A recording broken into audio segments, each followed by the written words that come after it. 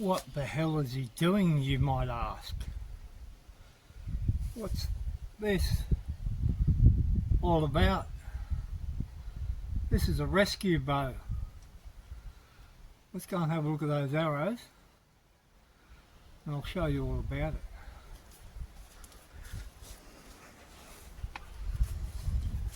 Long time no see. Life's busy, getting old, can't keep up with much these days.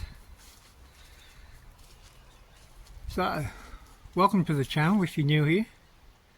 Welcome back. Welcome subscribers.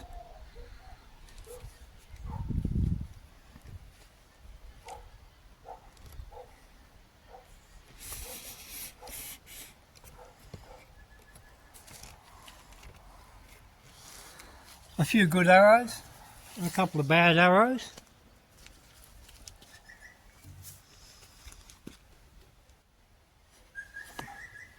Struggling with the weight of that target bow.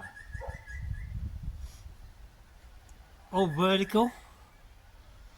It's just a new learning curve.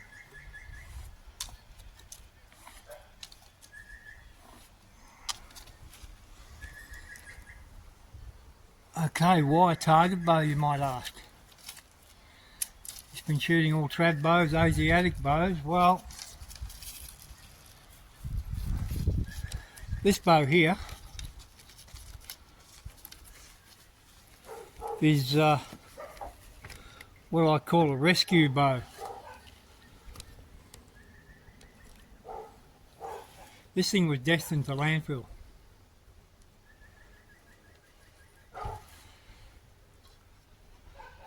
There's the brand of it, and as far as I can figure out, Nishizawa TD02 competition. There's the identification on the bottom limb. I haven't been able to find out anything about it really. Special limb, USA fiberglass, hickory and maple. 36 pounds, so I presume that's a 28. It actually comes in about 38, 39 pounds for 28.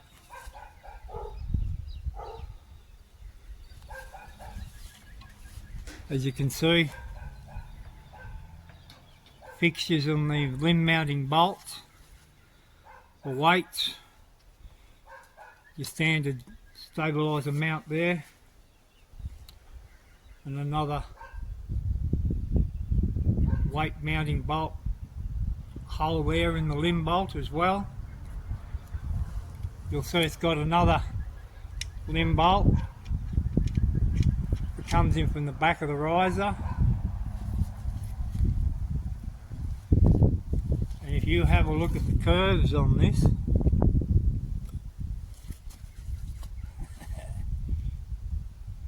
look at those curves. Low set grip. More beautiful curves up here around the top. If this thing was an actress, it'd be a Bond girl with all those curves. The only problem I'm finding with it, with this warm weather, this paint finish is very slick and the hand's very slippery, so yeah, all good fun though. So I just threw an old riser on, an arrow shell,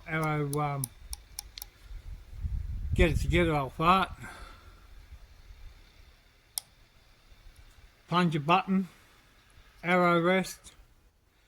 As you can see, it's an old bodgy one that I just had laying about because it had nothing on it. But yeah, it's a plunger button that I had on another bow, another cheap bow. Tiller split on it is about 5/16 positive. Bigger on the top, than it is on the bottom limb. Now in theory, that's really not supposed to work well. And as you could see, I was shooting 3 under, which you should have a slight negative tiller or even tiller, but the knock height, I put the knock height at about 1/2 inch above to shoot 3 under with it. And man, is she a tack driver when I get things right. Okay then. There we go, on the side of the riser again. So if anybody out there knows anything about it, from the best I can figure, I think it's from early to mid 1970s. And as far as the draw cycle goes, it's just beautiful. Even all the way through, right back to anchor. There's no give in this string whatsoever. It loads up within 1/2 inch of drawing the bow, so yeah. And also, compared to a lot of my other hunting bows, this grip is a lot lower here. It's not as tall, not as high as what a lot of my other recurve and other bows are. So this really suits. It's the way I like to grip a bow. I like that low grip, which makes it a lot easier to shoot. Okay, I'll pause you guys now and we'll run over to the chronograph and I'll just show you how fast this bow is. The early 1970s technology.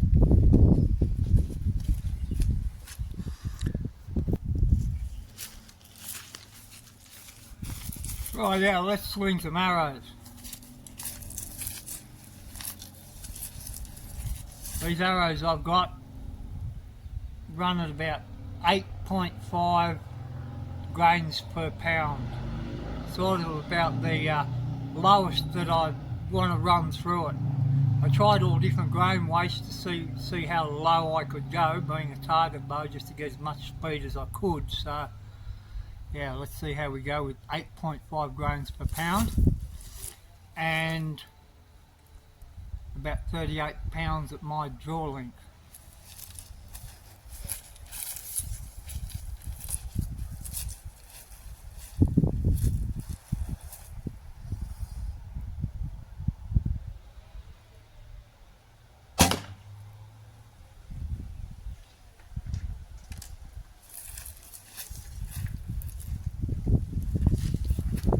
$195.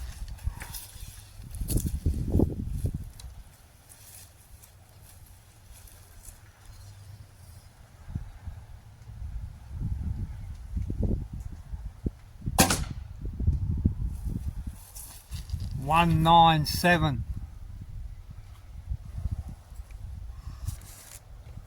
Now I'll turn you around and give you a look at me while I'm shooting.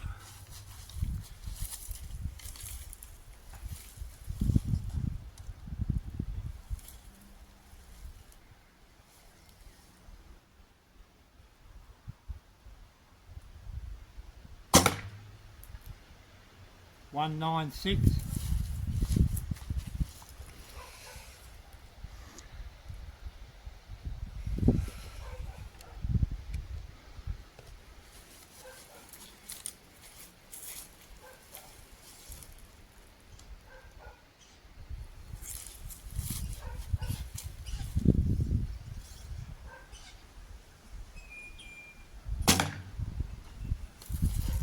$191. That was a bad release.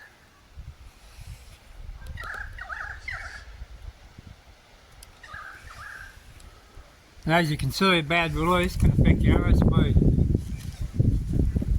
I'll pause you again. I'll get back to you.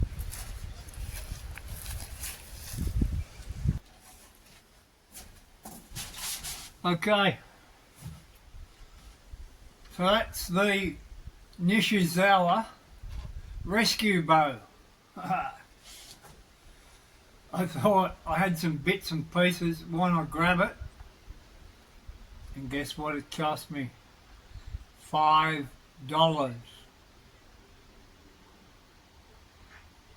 $5 only. And when I get it right, it's an absolute tack driver. I've only shot it over 18 to 20 metres and below. But yeah, very, very happy. So that's one of the things I've been playing with. Obviously tuning arrows for it. And playing around tuning arrows for some of my other bows as well. Yeah, just for interest sake, it might help some of you people out there that are starting off in archery. I've bought, like we all have when we're beginning out, and we buy arrows from eBay or cheap arrows and stuff. We all make mistakes. We buy arrows that are too heavy, too soft in the spine, all that sort of thing. These are my two go-to arrows.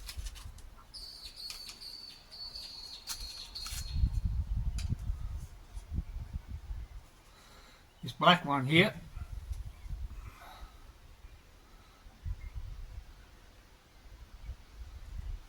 from Evercatch on eBay out of Melbourne, Australia.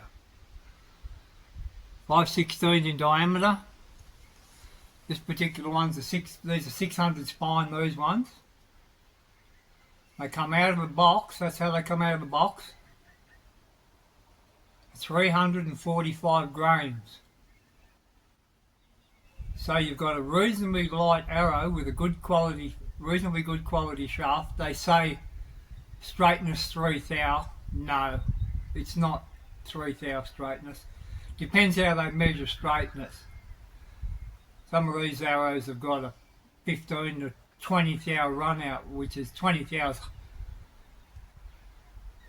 you know, a fair bit. But they still shoot quite okay. Still shoot quite okay. Obviously come with a 100 grain point. 30 inches long. Always, the fletchings are reasonable. They last quite a while, they're durable. And I'm very happy with those. These particular ones from Evercatch are the ones I use with all my trad bows. I'm very happy with them. And they're between $50 and $60 a dozen here in Australia, out of Melbourne. So that's that one. And the other one is 31 inches long. Obviously a carbon arrow again. Toe point archery. 600 spine. Same thing. Fletchings come nice. You might find one in the box with the fletchings you need to steam up, but generally all in good nick. Very happy. Now this 600 spine comes out of the box, 31 inches long, with a 100 grain point at 290 grains. So if you've got lightweight bows, 25, 30, 35 pound bows,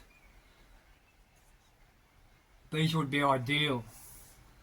And these are my go-to arrows for, how can I put it, for if I want to be precise, precision shooting, these are the ones that I use, these particular ones here. Simply because when I make them up, play with them, they're generally as light as I can possibly get them for speed when I just shoot for precision accuracy, or try to. Okay, And as you can see,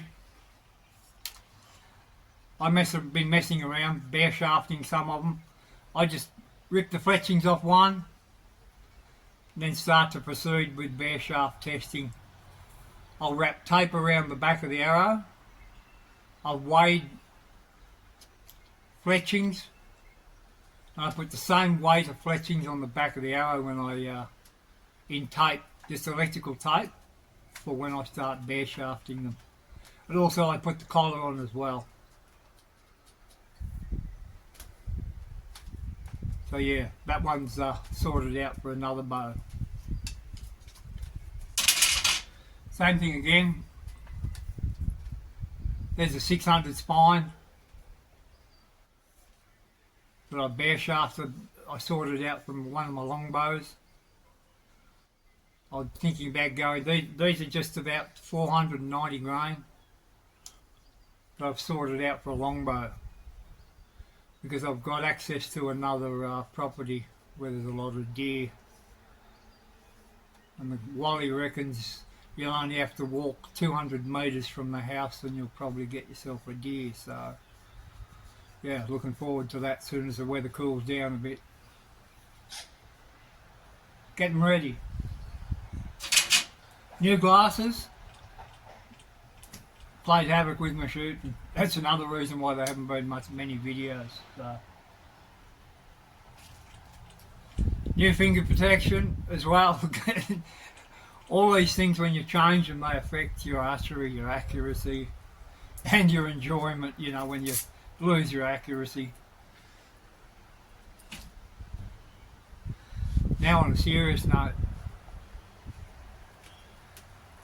Joe Daniels, our good friend in the States there, has got a bit of a family crisis with his good wife Ginny, who's got a severe battle on her hands. I haven't commented Joe because I didn't really know what to say, and I thought best to say it to you as direct as I possibly can, mate.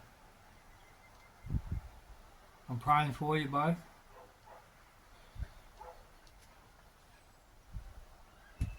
I'm a bit lost for words actually.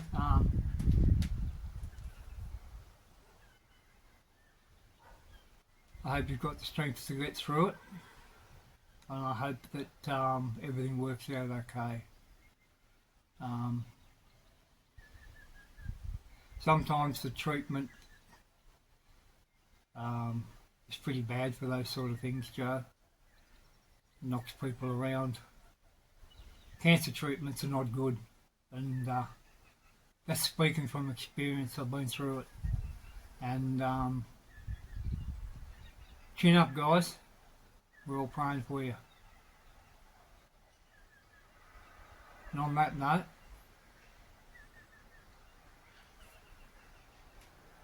peace and happiness from southeastern Australia in a warm summer. And I'll catch you in the next one. Hopefully it won't be too soon. Or too far away, I should say.